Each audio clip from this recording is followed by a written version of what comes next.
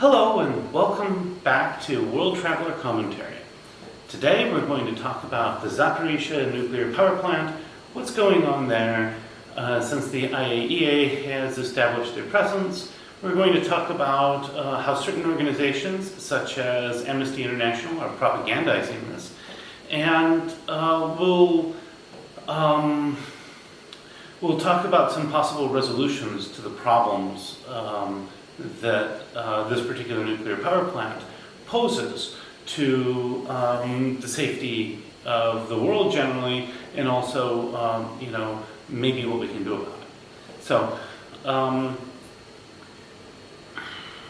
last week, the International Atomic Energy Agency managed to establish a permanent presence at the Zaporizhzhia nuclear power plant as observers and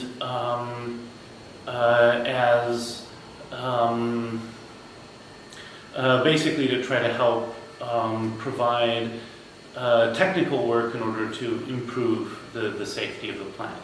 Now, the fundamental difficulty here is that the Zaporizhzhia nuclear power plant is on the shores of a large reservoir that is used, of course, to supply drinking water throughout parts of Ukraine. And this also, of course, is used for cooling water for the reactors. Now, this reservoir right now has formed the border between Russian-occupied and non-occupied parts of Ukraine. So what this means is you have a nuclear power plant on the border, and this is basically, I think, being abused by both sides in terms of the safety issues that arise, and I'll get to that in a moment. So there have been reports of shelling. Everybody trades blame, but my assessment and the assessment I've seen from most neutral observers is that it's unlikely that Russia's intentionally shelling the nuclear power plant simply because they actually need that electrical energy for areas that they're administering, especially given the fact that Kherson is still largely populated, right? So, as I've said before, I think that there's an effort to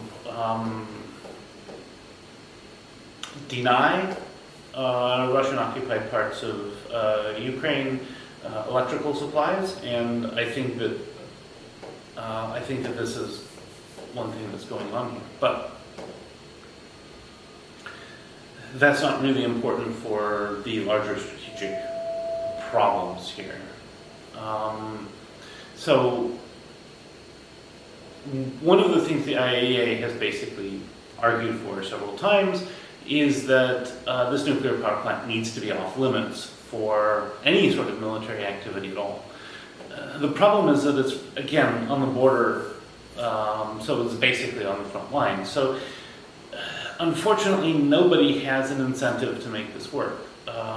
Because it's a safety critical place, Ukraine has every incentive to launch minor attacks towards the plant in order to force and pin as many defensive assets as they can from Russia around this plant, because otherwise those assets could then go towards the front line and possibly contribute to the Russian war effort in more productive ways, right? So this is the first problem, and the second problem is that Russia can't abandon securing the plant if Ukraine is likely to, say, lead an amphibious assault and try to take back the plant. And so you have a problem, right? Nobody is going to give ground on this particular issue unless you have an enforceable mediated deal. So the IAEA's report has basically looked at a bunch of things and they've made a number of recommendations. They've basically confirmed that there are transport vehicles parked in places where, in the main turbine building, under some overpasses and some other places. And basically the concern that they've raised from this isn't the question of shelling or something like this, it's actually the fact that vehicles in the wrong places, especially if they're out of line with the nuclear power plant's safety plan, might interfere with a safety critical response. For example, if there was a fire in the turbine room, these vehicles might get in the way of a fire response and perhaps even contribute to the fire and stuff like this, since of course they're going to have fuel and things like that. So the IAEA has basically said these equipment need to be moved away because you can't, because simply they're likely to interfere with safety critical responses, and they're probably right on that. They've also said all shelling, not only directed at the plant, but also directed at other related energy infrastructure, has to stop. Now, this is a problem for a couple of reasons. This means other power plants would probably be off limits as well, not just the nuclear power plant, because in the event where it needs to shut down, it needs energy from somewhere. So that would probably mean the hydro dam would also be off limits from shelling. And we know that the Ukrainian armed forces have been shelling the turbine facilities at that plant in order to, again, to help deny Kherson electrical power in the winter. So you have those two recommendations.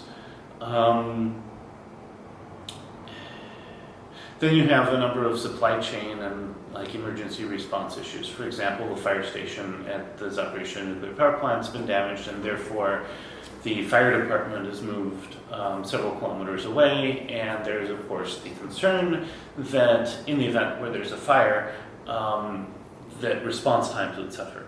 And that's again, reading the report. I'll put a link to it in the description. The IAEA is doing a good job of flagging safety issues and saying certain things need to change. They completely stopped short of assigning blame for any of the shelling. At some point, however, in the event where there is a shell that hits from a clear source, we might see something from them about that. So on to how certain parties are propagandizing this, and I'm referring specifically to Amnesty International. Amnesty International has never really been a neutral party to this conflict. And consequently, and this really shows here because basically if you read their press release, it's like, oh, the Russians are endangering the safety at Zaporizhzhia nuclear power plant by militarizing the place. And in fact, that's not what the IAEA even said. They even then go forward to repeat the claim that Russians are shelling the nuclear power plant based on unverifiable sources. So this is another example, as I say, of the fact that despite the fact that Amnesty International isn't in the good graces of the Ukrainian government at the moment, they're not exactly neutral parties. They're extremely pro-Western parties. They're an extremely pro-Western party. And that I think has to be taken into account when reading things that they say. Now,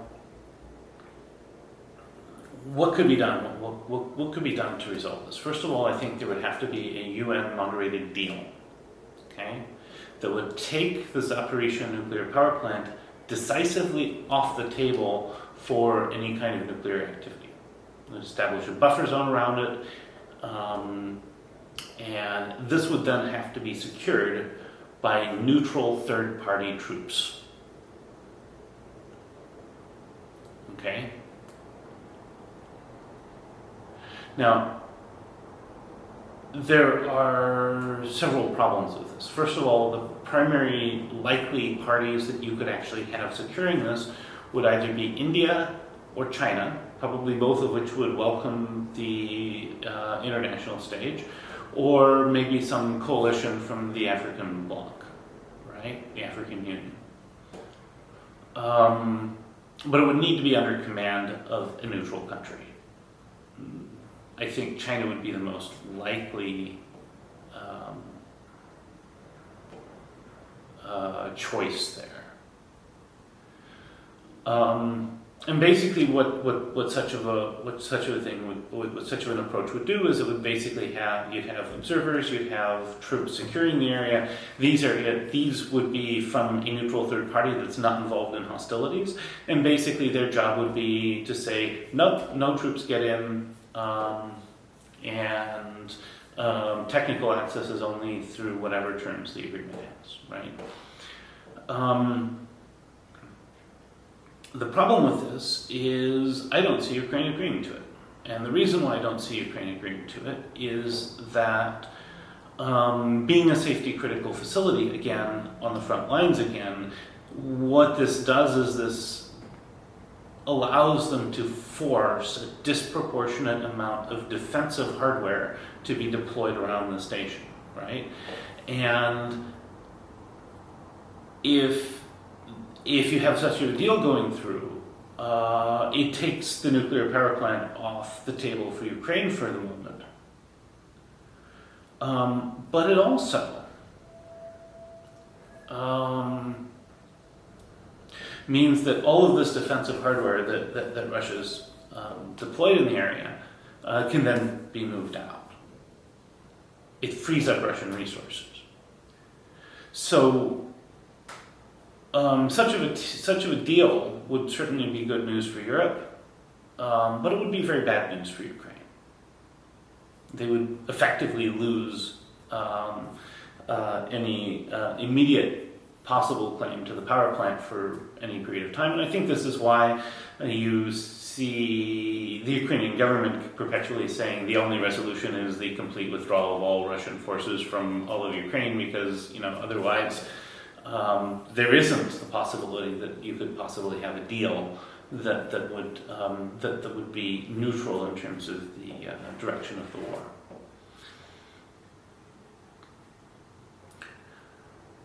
So that's what I think we're likely to see more pressure towards as time goes on. The one difficulty, I think, is that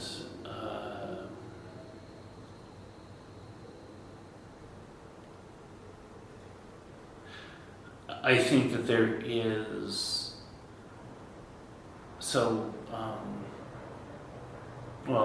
I guess I'll save that for another commentary. But basically, this is what I have for you. I hope that you have a great day, and talk to you later.